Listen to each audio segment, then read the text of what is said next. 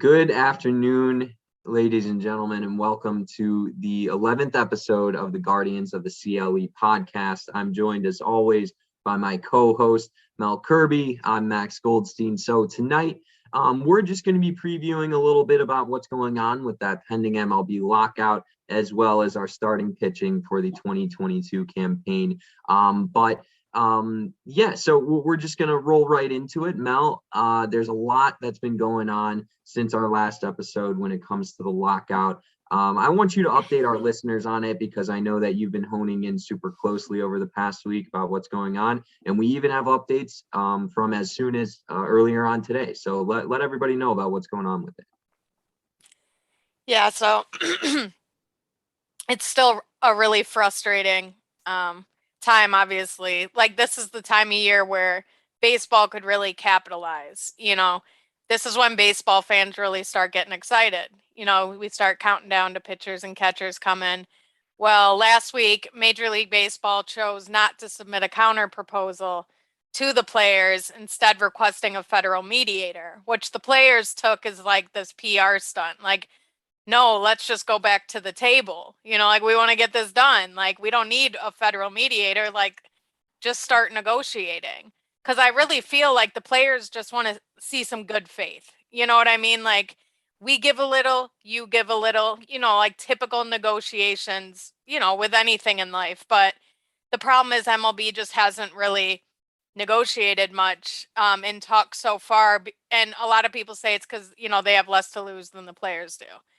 Their war chest, their big, reserve is kind of bigger than the players' war chest, where they're making significantly less than they would be if they were playing.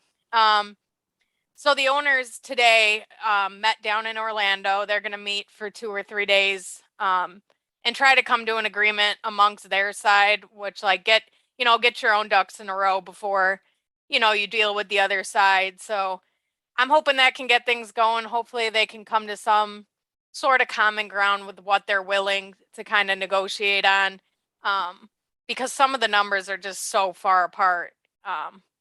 That's the biggest issue. Like, they've agreed on a lot of the play, like the on the field stuff, like the universal DH and the expanded playoffs, like we talked about last week. But it's those core economics things that's really slowing this down. But MLB could choose to lift the lockout, and players could report to spring training, and they could still negotiate.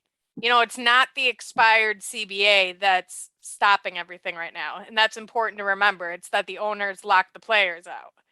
So that's the only reason there can be no movement on any front. So they haven't done that yet. So they're still locked out. So again, just kind of a recap on these soft deadlines. I would say by March 1st for sure. They need at least 3 weeks of spring training to get ready, and they're going to have that rushed off season just kind of while they're reporting to spring training, which, put yourself in the shoes of the player who still has to sign. He's got a family. It's like, I'm sure his wife or girlfriend's like, hey, like, where are we going to be living this year? Where's our kids going to school? Like, and then you got the international players. So we're just in a waiting game. Honestly, at this point, I don't even know if we're going to see baseball before May 1st. Yeah, super disappointing. It's a mess right now. There's just no other way of looking at it. It's something that, I thought would be better handled by both ends, but we're still here in this standoff, and I guess this is the players finally taking a stand for what they believe in, what they want out of their careers, and all the power to them, because we don't have a sport without the players, right? The owners, they'll just buy different companies throughout the US or possibly throughout the world. These players are here for one thing, and that's to play Major League Baseball. So that's all that we want to see come out of it. But and they bring in the revenue. Right. They're bringing in the revenue, and they're not seeing much of it. Exactly. So it's a good fight to have. It's just unfortunate for all the fans involved, obviously. But another update that came out, it was either late last night or earlier on today, if I'm not mistaken. So if people remember, maybe they don't, there was a lockout back in the 90s, And what happened is the CBA and the owners, they didn't test for steroids or HGH. And that's something that was just released yesterday, was that going into this season, they will not be testing for steroids. So it was kind of a tactic that brought baseball back. Look at that. And obviously this was a huge topic over the last couple of weeks with the Hall of Fame voting. We saw how that ended up. But we need home runs. Right. It's interesting to see that they're trying to sneak in this little thing without people realizing about how to bring the sport back. Mel and I have differing opinions on it. But yeah, I just thought it'd be cool to let everybody know about. But enough about the MLB. Yeah, enough about the MLB lockout. We're just gonna have to see how that how that pays off. But to roll right into things, our player update segment here, we got Jose Ramirez posted a couple Throwback Thursday picks last week with some of the Golden State Warriors, Steph Curry and Draymond Green. So that was, most likely one of the Cavs Warriors finals series. People panicked when I shared this on my Twitter page, and people are panicking, thinking that like he's hanging out with them now, and it's like, oh, he's going to San Francisco. No, Jose Ramirez is just always hanging out with people. Like we mentioned back in December, he was hanging out with Darius Garland of the Cavs when the Cavs were down in Miami. So he's a guy that likes to just get out. Like he's a fun guy. I wouldn't read too much into any of this stuff. Yeah, it was a Throwback Thursday. Definitely one of the most likable players in the league. Certainly a fan favorite here in Cleveland as well. But moving on to Cody Morris, who we're gonna mention a little bit more later on in the podcast here. He got married in December down in Charleston, South Carolina. So we also posted a picture of that post on the Guardians of the CLE Twitter page. Shane Bieber has been promoting mattresses this weekend. So enough of the beds, man. Let's get him back. Yeah, let's get him back on the mound. Let's have another Cy Young year. And Zach Plesak, he's back doing some things, doing some throwing work, working on just getting ready for the season while also repping some, if I may say so myself, some fresh Adidas gear. But that's they're starting to inch closer to Eric. I'm noticing they all go their separate ways in the off season, but I'm noticing they're getting a little bit closer to Goodyear. So everybody's itching for some baseball. Definitely got to get Shane Bieber away from mattresses. Yeah, he's still on his mattress, but let's get him back out there. Right. So, without further ado, just want to roll right into what our episode is about tonight. And that is the starting rotation for the Cleveland Guardians. Now, just to recap last year, Mel, the starting pitchers to start out the season, last opener, Shane Bieber, Zach Plesak, Aaron Sivali, Tristan Mckenzie, and Logan Allen. Now, Mel, delve a little bit more into what we saw transpire through last season and what went wrong, what we can do this year to right those wrongs, and how excited we should be for the upcoming cast. Yeah, so as we know, pitching is always rock solid for Cleveland baseball. I mean, our starting rotation, it's like a pitching factory. They were able to trade away Bauer and Clevenger, Carlos Carrasco, and they don't really miss a beat. They just replace them with the guys from the 2018 draft. We got Sivali, Plesak, Bieber. And then what's interesting is, I don't know if you remember or not, but spring training last year, Cal Quantrill was the guy everybody was talking about. Oh, he's going to be the fifth starter. This dude, this dude can throw. Look out for him. As you know, he came over in that trade with the Padres as well in 2020, but he had a rough spring. He really struggled, and Logan S. Allen, the elder Logan Allen in our organization, kind of stole the job from him. He was rock solid last spring, and then they gave Tristan Mckenzie that chance too, because although it was a shortened season, Tristan Mckenzie, had a pretty good first full season in baseball in 2020. But as we know, injuries just derailed. The whole train went off the track. It started with Zach Plesak, if you remember, in May. I think it was against the Twins. He had a rough outing. He had an incident with a shirt in a chair. jury's still out on what that story is, but he had that injury. And then Shane Bieber followed him to the injured list with a shoulder injury just a few weeks later. And then I think 10 days later, Sivali, we all dreaded seeing him on the mound at Wrigley Field, shaking his finger, looking at his finger, and him and Bieber missed like over 2 months of the season. So we had all these guys stepping in, that were up way before they probably should have been up there, with Mejia, Hench's, Eli Morgan. And, that's not even mentioning Logan Allen and Tristan Mckenzie. The back end of the rotation just struggled mightily to open the season. It was hard to watch. Yeah. I mean, obviously the injuries were the highlight of the season, should we say, for the Cleveland Indians. It went further than our outfield and part of our infield throughout the year, and it really struck, close to home in that we're nothing without our pitching staff, right? I've mentioned it in other episodes before.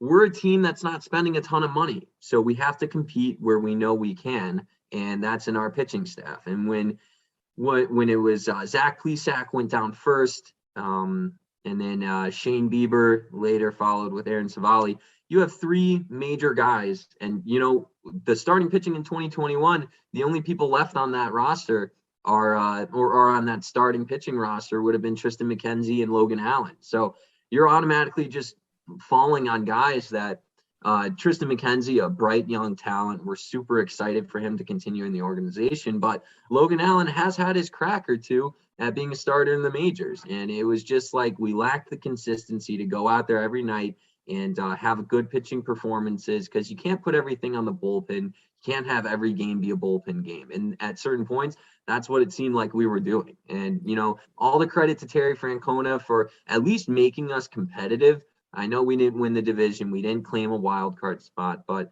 to have Terry having to pull maneuvers like that until he also ended up, not obviously on the injury list, but he had his own health concerns, so he had to step away as well. So let's just say 2021 was a year that we should just scratch out and start over. I mean, Mel, I'm sure you're super excited for the 2022 season here. I mean, it's crazy though, when you, just to follow up on what you were saying, like with Logan Allen and Tristan Mckenzie, like I know they're both young pitchers, but it's so crazy to me how they both were just a roller coaster the whole season. Right. Like Logan Allen, he had that dreadful start against the Twins at the end of April, which ultimately got him sent down, where he was just giving up home run after home run in the first inning. He started the year 1-4 with an ERA over 9. He made those few spot starts, throughout June and July, but then randomly in August, he came up against the Red Sox and threw 6 innings, allowed only 1 run and 1 hit. Yeah. And it's like, whoa, like maybe we shouldn't let this guy go. Cause I still can, Tristan McKenzie's safe, as we know, his command issues, that's what derailed him in the first half of 2021.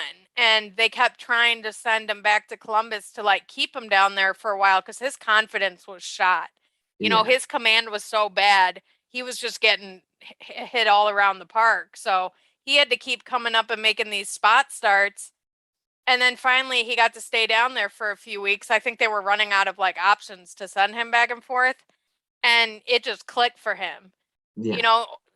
Over the next 11 starts following his promotion from Columbus, he held opponents to only a 160 batting average and a 2.96 ERA, while drastically cutting down on his walks. And I think McKenzie's spot, he'll be the 5th starter next year, I believe, but I still consider Logan Allen a bubble guy. But with Tristan, it's just going to be interesting to see how he can perform over a full season's worth of innings. If this lockout doesn't end, it might not even be a full season of innings, but that's been the thing with him. He gets kind of a dead arm at the end of the year because he's not used to throwing all those innings, being a young guy. So I'll be curious to see how he, the big 3, the top 3, we kind of know what we're going to get out of them.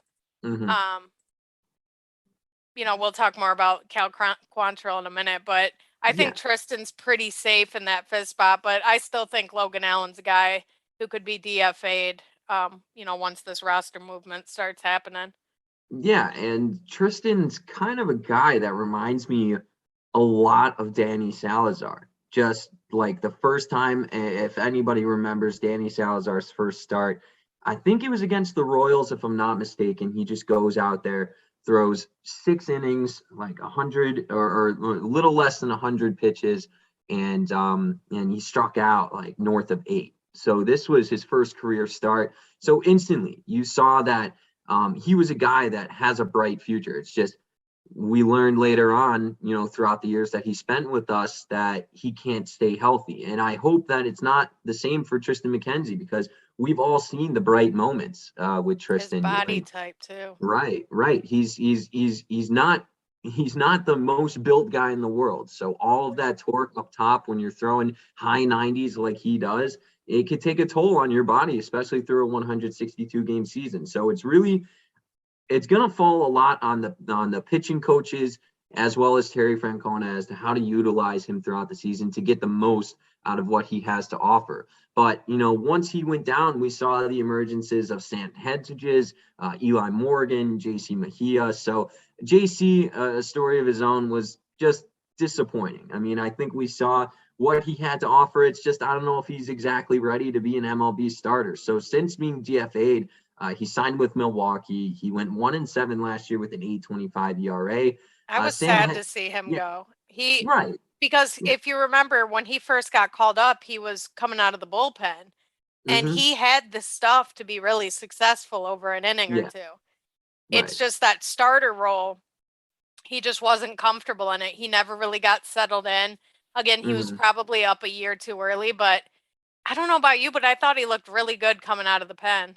Yeah, I really liked what he had to offer over, a 3 to 6 out span, especially in a game that we could crawl ourselves back into. We didn't necessarily have a great start to the game. You throw him out there in the 5th inning, he can easily get you to the 7th when we might be in a more competitive position. So we certainly wish him the best of luck. I enjoyed watching him pitch. It's just at a certain time you have to call it quits if the consistency isn't there. But guys like Sam Hentages, he went 1-4 with a 6.68 ERA. I like what he had to offer, being with his size, with the speed he's throwing the ball. It was also just kind of a thing of consistency and all that. I think he would command for him too. Right. I think it'd be a very valuable piece if he ended up in a back end bullpen position, because he can really sling it. And he's got an Andrew Miller body type almost. Right. He's massive. I believe he's 6'6". He's one of the tallest pitchers in the majors, and he can throw high 90s. It's just about, the pitch selection. It can't all be fastballs. He's got to work on that breaking ball, that changeup, to really throw hitters off at this level of play. But Eli Morgan, I think, Mel, it was easily the most pleasant surprise out of last season. Just all the way down the line. I mean, to be thrown into positions that early into the season and making your major league debut, I think he did a great job going 5-7 with a 5.34 ERA and 18 starts. So it's a guy that we know doesn't throw the ball hard. He really relies on that off-speed pitch. He has a nasty changeup, and like I was just saying, low fastball velocity. But he was kind of like up and down, right? He was forced into action against Toronto in May, and he would be this weather. year. Right, that game should have never been played. He had his whole family there. It was California like or something. It was like 80-mile-an-hour winds and rain, and it was a mess. This poor kid's changeup he's trying to command his changeup, and it's just going everywhere. Yeah. It was it was a game that he'll remember, but probably not most. But so I mean, I kind of see him being the 6th guy ready to step up for us in 2022. If we do find any holes in the bullpen, I'm sure he could be thrown out there to take care of some innings. They learned depth is important. Right. So Cal Quantrill as well. So I would say it's probably a tie between Eli Morgan and Cal Quantrill as the biggest pleasant surprises that we found last season. Tell us, how Cal Quantrill landed in Cleveland and what he's done with his time here. Yeah, so I think honestly, Cal Quantrill arguably, besides Jose Ramirez, was like the MVP of the team last year. Right. He stepped in, and while the other guys were down with injuries, and you had, Tristan struggling and then getting pretty much nothing out of the fifth spot of your rotation, he just stepped up and was solid every 5 days, 6 innings, every single time out, giving you a quality start. And like I mentioned, he came over from San Diego in the Clevenger trade in 2020. And like I said, he's a guy who had experience starting, but could also be used out of the bullpen. And going into spring last year, he was kind of the guy they expected to take that fifth spot, but he really struggled, ultimately lost that job to Logan Allen. But, what did he do? He just came out last year and in 16 relief appearances, he had a 1.90 earned run average and threw 16 strikeouts in 22 innings or 23 innings.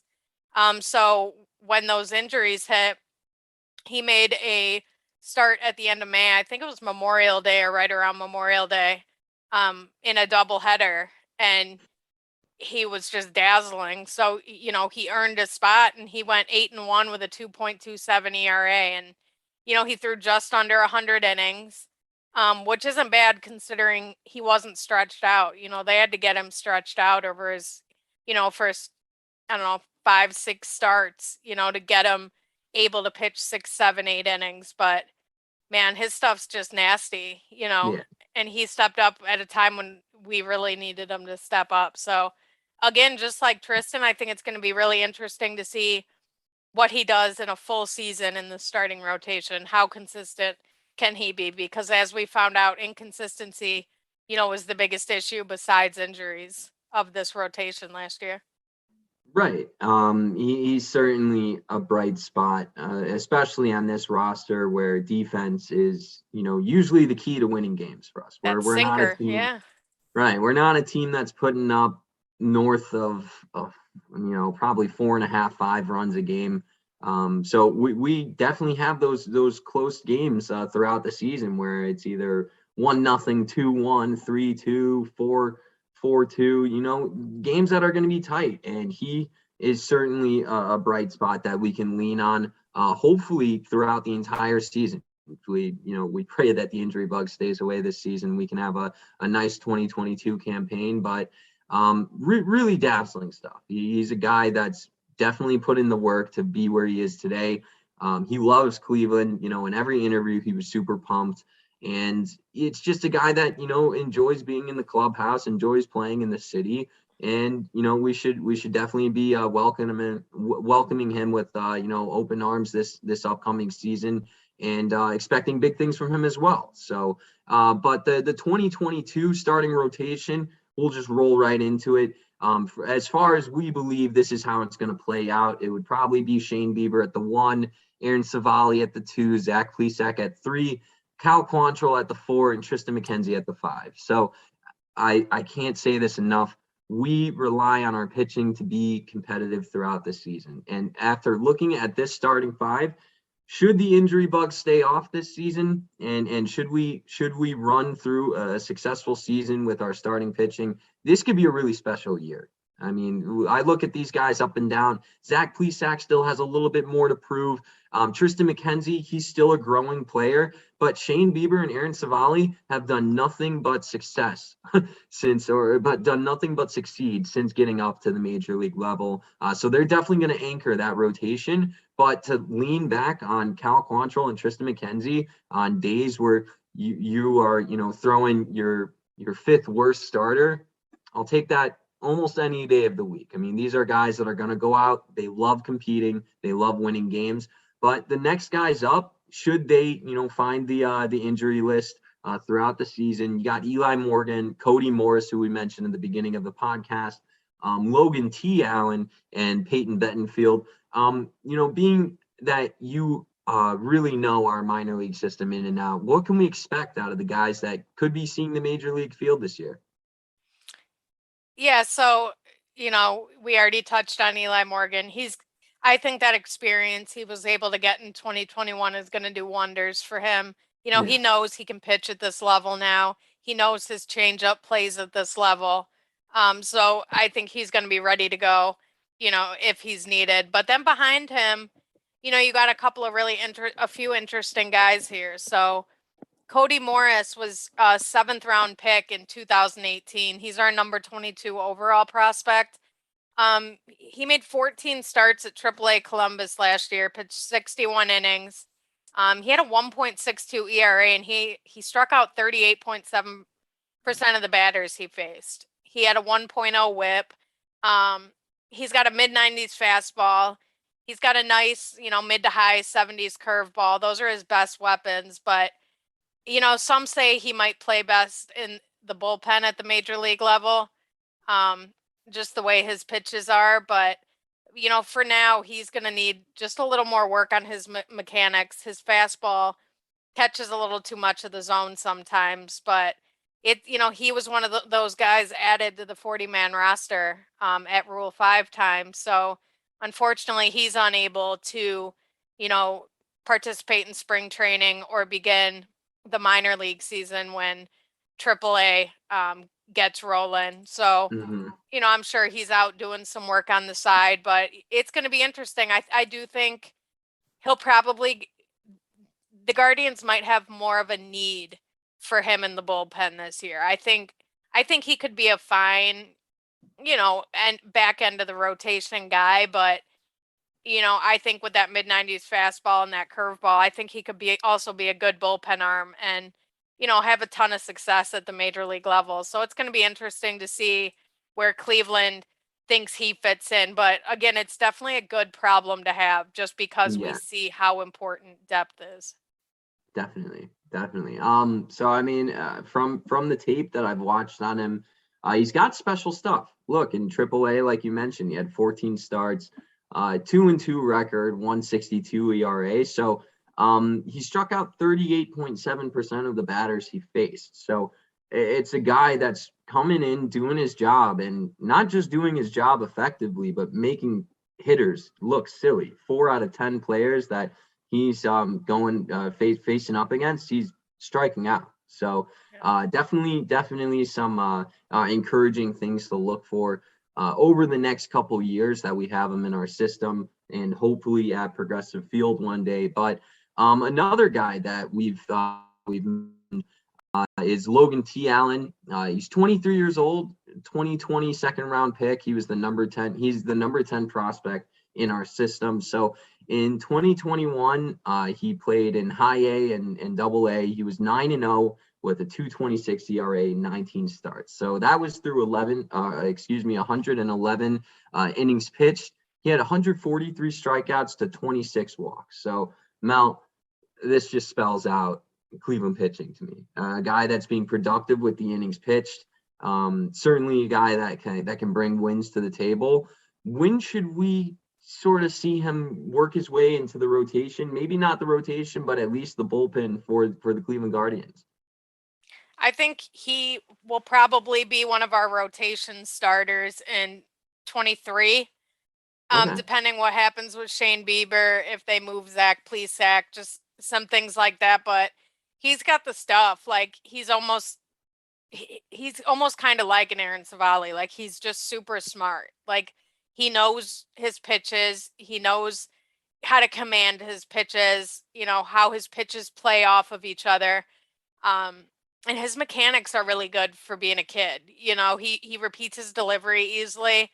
Watching him pitch, it's effortless. He just throws strikes. He has really good command, which makes scouts believe, he could stick in the rotation just fine. But he pitched 3 years at Florida International, which is why he's kind of flying through the system, which, as you mentioned, the Guardians love college pitchers.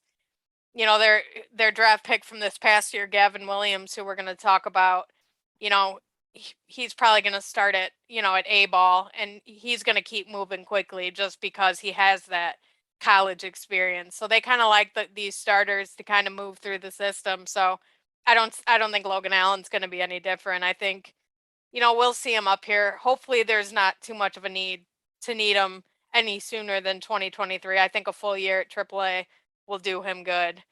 Definitely. But yeah, he's waiting in the wings.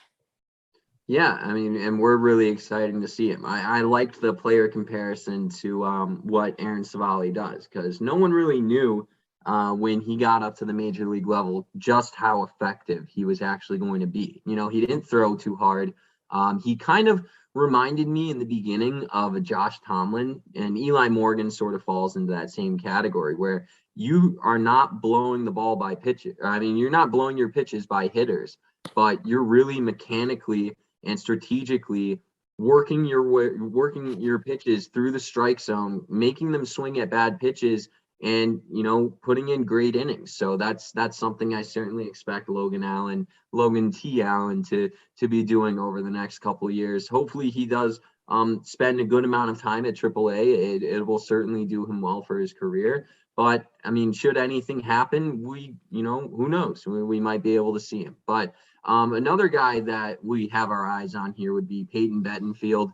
24-year-old. He was acquired from Tampa Bay in the 2021 deadline for Jordan Luplow, and he's also our number 17 prospect. So in 2021 in AA, he was 5-1 with 3 ERA and 13 starts. So he pitched 72 innings, had 82 strikeouts compared to his 14 walks, and he held opponents to a 181 average with a 0.86 whip. So I know it's only AA, but these are certainly encouraging things to see. How is he going to, implement all of his success in the lower levels up to the Guardian system throughout the next couple of years, Mel? I just think his stuff's going to play.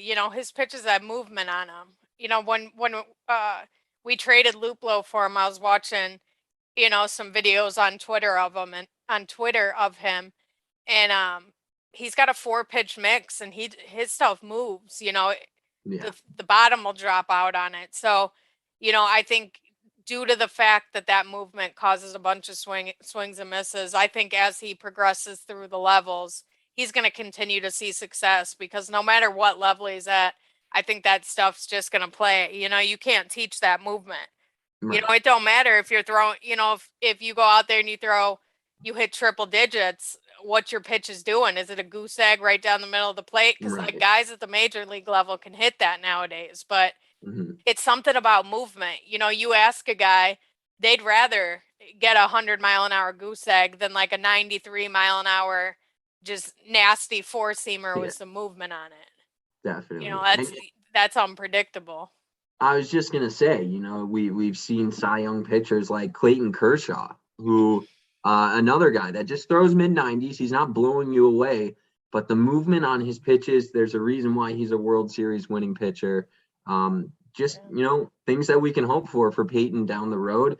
Like I mentioned, he is 24, so I do want to see him sooner rather than, later. We can let him develop a little bit longer, but there's going to be a certain point where we're going to want to get the miles out of him while he's still obviously he's not in his prime now. He's not a major league player, but we do want to get those younger years out of him. So hopefully throughout the year, he works his way up to AAA, and, eventually within the next couple of years, he's in Cleveland playing for the Guardians. But and Tampa, he came from Tampa, and they, as we know, they can develop some players over there too. Definitely. They know what they're doing with their minor league guys. So he's definitely had some good guidance so far. Yeah. And other than who we could potentially see throughout the 2022 season, we've highlighted a couple of guys here that we could see beyond 2022. I want you to lead into this segment because you're most familiar with what these guys have done through the minor league system, and I definitely want you to let our listeners know what they should be excited about. Yeah, so there's 2 guys that I want to highlight. These aren't guys that we're going to be seeing in 2022, but these are 2 guys who have just absolute nasty stuff, who can hit triple digits, who are going to be the 1 and 2 in our rotation, probably in late 23, probably 2024. And the first is Daniel Espino. He's only 21. He was a 2019 first round pick. He's our number 5 overall prospect in the whole organization, according to MLB.com, and he's our top pitcher in the organization. And honestly, it could go either way with him and Gavin Williams, but Espino has actually pitched in pro ball with us, whereas Gavin Williams was just drafted last year. But a scout actually called Daniel Espino one of the most electric arms in the entire system. Like I said, his fastball can hit triple digits. He's another guy who's got ton of movement on his four-seamer. He's got heavy sink on the two-seamer. His breaking balls are just bat missing. I mean, he's still at A ball. So like these poor kids down there don't have a chance, against his breaking pitches. Again, he wasn't on a good team. So he was 3-8, but he had a 3.73 ERA. But again, when guys are at this low levels, you can't really put too much into their win-loss records, because a lot of the times, like the teams just aren't very good, overall. So there's so much development going on. It's like winning and losing takes kind of a back seat at A ball, but Right. He's young, so of course, he can get out of whack. His command kind of gets all over the place, but he's going to be the one or the two in our rotation in a couple of years here. And the second is Gavin Williams. He's 22, so he's actually a year older than Daniel Espino.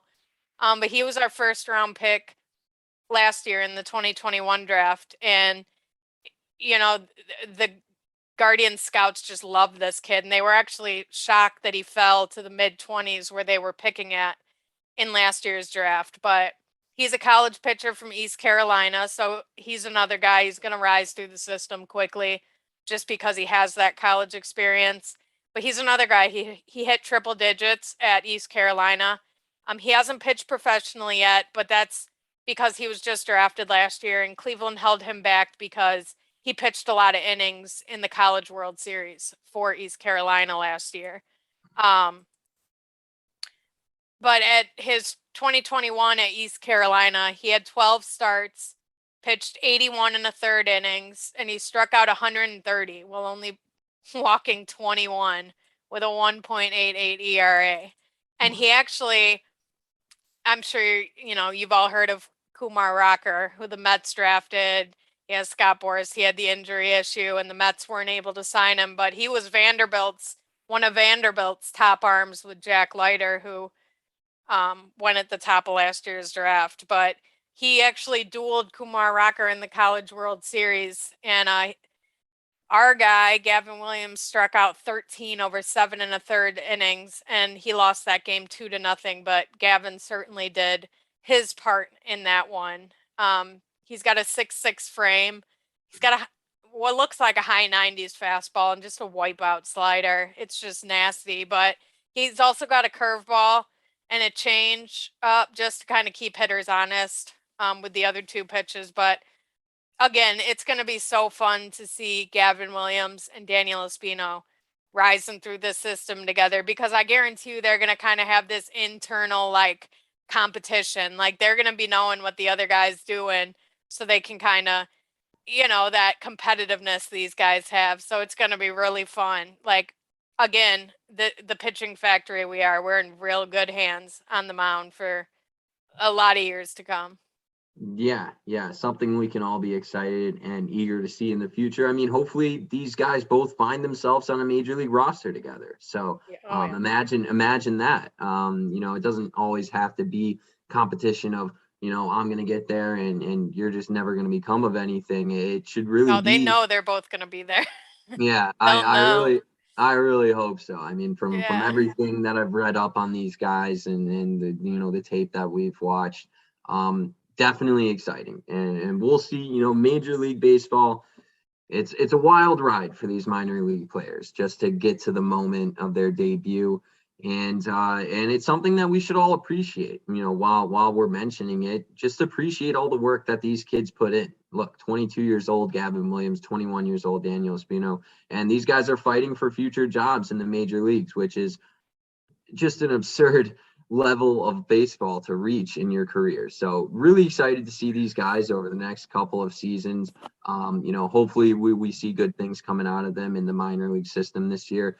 But just to wrap up the episode and speak on that 2022 rotation that we're going to be seeing. We're really hoping for big bounce back years for Bieber and Sivali, who we mentioned missed most of the second half of the year last year. Sivali, when he did get injured, was having a career year which sidelined him for 2 months. I think by the time that he was injured, I think he was like 8-1 or 9-1 or something. He was certainly an underrated Cy Young, or he was underratedly on the Cy Young radar to start the year, but then that finger injury happened and kind of just fizzled out, unfortunately. But he did have a league high 97.2 innings pitched with a 3.32 ERA and a 19.8 K rate, which is compared to the 6% walk rate that he had. So he definitely would have been an all-star. Like I was just saying, he was in Cy Young consideration as well. But post-injury, he gave up 9 home runs in his final 6 starts, which was a little out of the ordinary. I think he was trying to just ease his way back in. And when you do get hurt to the extent that he did, you can be a little conservative with what you're throwing. I mean, you might not trust your stuff, and you might not trust the rehab process that you went through. So it could be a little bit of an up and down roller coaster there, just getting back to who he is. But which Sivali will we be getting in 2022? I'm hoping it's the most polished version we've seen of him yet. And I think yeah. it's big that him and Bieber were able to kind of get back in there and just get those couple starts under their belt so they could go into the off season, go about their normal routine and their normal programs without having to worry about rehabbing or what am I going to look like when I come back. I think that's big for them just mentally and physically. Even though, Sivali had those little bit of struggles, I think overall it's just good they were able to get back out there last year. Right. And like I remember when Shane Bieber, he came back with like a week and a half left in the season. I think he had two or three starts. And I was thinking to myself of like, just why? Like, why risk anything? But you just brought up a great point. Kind of just a way to close down the season. I know it wasn't what we were hoping for or expecting, but just to get in those valuable innings late against teams that may have been fighting for a playoff spot, those were valuable games to be pitching in. So just to be able to wrap up the season, not the best way, but just to get back out there, I'm sure it proved to be very valuable for the two of them. But we mentioned it earlier. Quantrill had an MVP season last year in the rotation, joining in late May. So hopefully, he can keep the good times rolling with us and come into 2022 with the wheels rolling. Plesak, obviously tough luck starter in 2021, didn't really have any run support, started 3 games where Cleveland was no hit. So we were no hit 3 times last year. No hit 3 times last year, and he pitched every single one of them. So it's a tough break for him. Hopefully, he can bring that consistency back when he gets back on the roster, and we might, possibly be seeing him as a piece in a trade. Who knows? It's going to be a fascinating scene when the MLB comes back, and we'll be seeing a lot of moves. Yeah, no need to just pay attention to the Guardians, everybody. This is about to be an off season of a lifetime. So a quick one too. So definitely Fast and furious. Yeah, and to wrap it up, Mckenzie could end up being the best in the rotation if he commands his pitches consistently. Obviously, Shane Bieber and Aaron Sivali, those are 2 gems of their own. But if we can see Tristan Mckenzie really reach his full potential, we're going to be in for a really competitive year, guys. I mean, it's going to be coming down to in my opinion, if our starting pitching rotation can stay healthy this year, stay consistent, we're going to find ourselves being a little less than 4 games out of the division lead, and I think we find ourselves to be in a wild card position this year as well. But Cleveland finally has the depth. That's one positive from the 2021 season, and it's guys like Eli Morgan, and it's guys that we were mentioning before, like Logan Allen, right? And tons of valuable experience that will only help them move forward in their careers, but help the Cleveland Guardians in times of, in darker times when we might run into the injuries this year. But, just to wrap everything up, I wanted to thank everybody for listening tonight. It's always a pleasure getting on here with you guys every single week to let you know about what our team is doing, the different movements of the MLB lockout. But before I pass it off to Mel to say goodbye to everybody, I just wanted to let you guys know to shoot us a follow on Twitter. You can follow Mel at Mellow, MELLOW _NIE 91. And please follow me, Maxwell G24. And, definitely like, subscribe, share our episodes. We're only getting closer to the season. Every single week we come back to you guys. So we're really excited to keep bringing you this content. But rate and review us on all the podcasts as well. We're available on all the podcast platforms, Apple, Spotify, Amazon, many more as well. And we did just release our sponsorship package as well. So we would really enjoy, linking up with businesses throughout the greater Cleveland community. We certainly have affordable sponsorship packages. So if you have any interest in that, please go to www.believelandmediallc.com. You should see something there that you can attract to and sign up for, or you can just reach out to us on Twitter to gain more information. But that's enough out of me. I wanted to say, thanks for joining in tonight, everybody, and pass it off to my great host Mel to say. Yeah, just to echo what you said, Max. It's crazy when I was getting ready for this episode, I was looking back, and it's already been going on 3 months we've been doing this, and I think that's super cool. I love talking Guardians baseball and kind of having a platform to do it, and I'm definitely thankful for all the support we've had thus far.